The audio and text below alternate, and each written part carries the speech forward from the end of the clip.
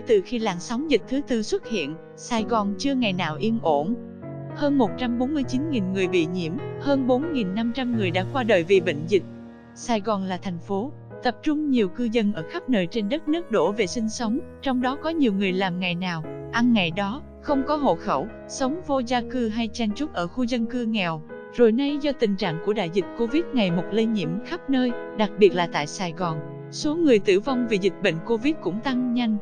Đời sống họ khó khăn bây giờ lại khổ hơn, sống ở khu vực bị phong tỏa, không đi làm không có tiền, không nhận được trợ giúp vì không có tên trong danh sách địa phương. Những gia đình có người thân tử vong vì dịch bệnh thì cách ly, hàng xóm tránh xa, đau khổ lại càng khổ đau hơn. Với lệnh phong tỏa ngày một gắt gao, các chốt kiểm soát sự đi lại ở khắp mọi nơi, nên sự trợ giúp về thực phẩm thật cần thiết đến những khu vực cư dân nghèo bị phong tỏa sau những chốt chặn, có được bữa cơm thêm sức cho họ chống chọi trong trận đại dịch. Đây là nhóm 9 gia đình di cư từ An Giang vào Sài Gòn, hiện sinh sống tại Bình Chánh, quận Thủ Đức. Họ rất nghèo, không có nhà để ở nên phải chè bạc làm nơi sinh sống. Thu nhập của họ bằng nghề bán vé số, nhặt rác, bốc vác thuê. Nhưng từ khi đại dịch Covid bùng phát, họ thất nghiệp và không nhận được tiền hỗ trợ vì sống không có hộ khẩu. Giờ đời sống rất chật vật, đói khổ, không có thức ăn hàng ngày, nên họ đã liên hệ để nhờ giúp đỡ với Quý Sơ Ngọc Nữ, dòng Phao Lô, phường Bến Nghé, quận 1, tại Sài Gòn. Trong tinh thần tương thân tương trợ, Hội Phụ Nữ Việt Úc đã kêu gọi quyên góp nhằm hỗ trợ để Quý Sơ, người đã bỏ nhiều công sức nấu cơm phân phát hàng ngày cho 2 bệnh viện và người vô gia cư, cũng như chuẩn bị 600 phần nhu yếu phẩm để phát cho các khu dân cư nghèo bị phong tỏa vì dịch Covid. Mỗi phần gồm 10 kg gạo, nước mắm, nước tương, dầu ăn, đường, trứng, cá hộp, cùng rau cải, khoai và chuối đã được Quý Sơ đem trao tặng cho các cư dân ở các khu vực bị phong tỏa, phường 2 và 19 của quận Bình Thạnh, quận 8, 2 ngôi chùa ở Nhà Bè và Hưng Thới Đông, khu người vô gia cư ở Bình Chánh Thủ Đức, chung cư Đa Cao, Thủ Thiêm, các chùa ở xã An Thới Đông, xã Hưng Thới, Nguyễn Đình Chiểu, Nguyễn Bỉnh Khiêm.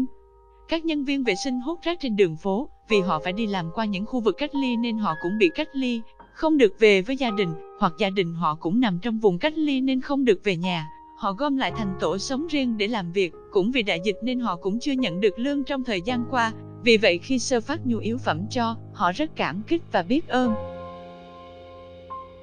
Cũng cảm ơn các nhà thờ ở vùng giáp ranh Sài Gòn, thay vì trồng rau củ quả để bán làm nguồn tài chánh trong sinh hoạt chi phí cho nhà thờ, thời gian này bán ra sẽ được giá cao, nhưng đã chuyển về cho Quý Sơ ở Sài Gòn, như rau muống, rau đay, cải ngọt, khoai lang, khoai tây, chuối làm nguồn thực phẩm xanh trao tặng cho dân nghèo. Quý Sơ cũng chuyển tới phường 2 quận Bình Thạnh, nơi có những gia đình có người thân bị nhiễm Covid. Trong vòng 10 ngày, gia đình có 2 người, mẹ 65 tuổi, con 45 tuổi bị tử vong vì dịch bệnh, hoặc gia đình có 9 người đều bị nhiễm Covid, nên gia đình họ bị cách ly, hàng xóm hoảng sợ tránh xa. Họ rất mừng khi nhận được phần nhu yếu phẩm trợ giúp của hội được Quý Sơ gửi tới.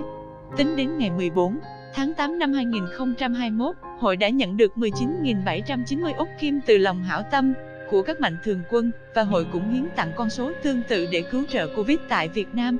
Trong đó, hội đã gửi về cho Sơ Ngọc Nữ thuộc dòng Phao Lô ở Sài Gòn tổng cộng 23.580 đô la, trao tặng 1.560 phần nhu yếu phẩm từ Sài Gòn đến Đồng Nai.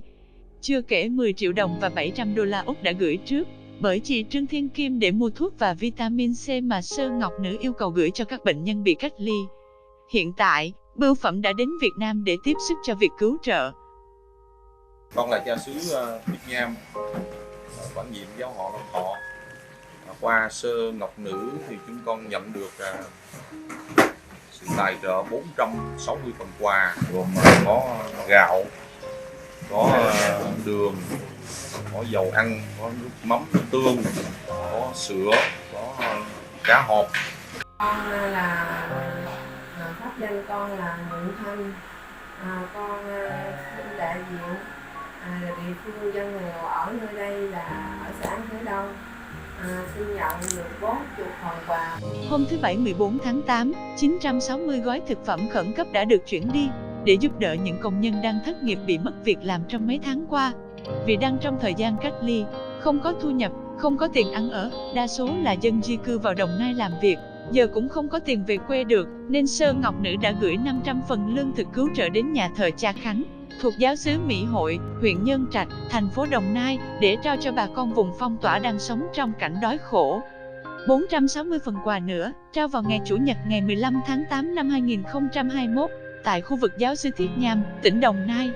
Hiện nay, nhiều gia đình trong khu vực bị phong tỏa rất đói, không có tiền mua thức ăn, không được cứu trợ. Có trường hợp chết vì thiếu lương thực, không phải do Covid. Tất cả chúng ta đang hướng về Việt Nam, cùng đồng lòng cầu sự bình an và sức khỏe và mong Sài Gòn khỏe lại. Xin hãy cố lên và đừng gục ngã. Việt Nam tôi ơi! Những việc này thực hiện được là nhờ tấm lòng nhân ái của quý vị mạnh thường quân, đã chung tay cùng hội quyên góp tiền bạc để cứu trợ cho người dân Sài Gòn ở những khu vực bị phong tỏa vì dịch Covid, thực hiện câu miếng khi đói bằng gói khi no.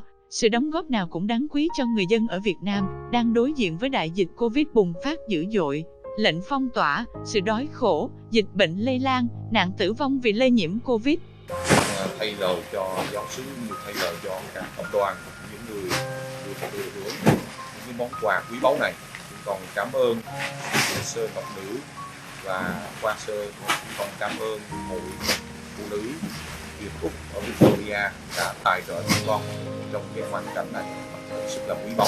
Xin Chúa chúc lành cho Sơ, chúc lành cho tất cả quý vị, để quý vị cộng tay chia sẻ với những hoàn cảnh khó khăn cũng như chúng con ở tại giáo xứ chúng con đây.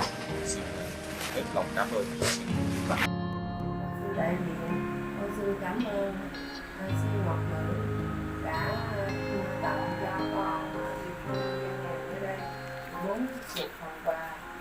Một lần nữa xin trân trọng tri ân quý Sơ, không ngại công khó và sự nguy hiểm để giúp trong công việc từ thiện này. Cảm ơn những tấm lòng vàng của quý vị mạnh thường quân, Ban Quản trị Hội Phụ Nữ Việt Úc, nhân viên và hội viên đã cùng chung tay quyên góp và hỗ trợ cho chương trình gây quỹ cứu trợ Việt Nam. Dù chúng ta cũng có nhiều khó khăn vì đại dịch Covid đang lây nhiễm tại Victoria, nhưng lòng nhân ái của mọi người vẫn luôn tỏa sáng.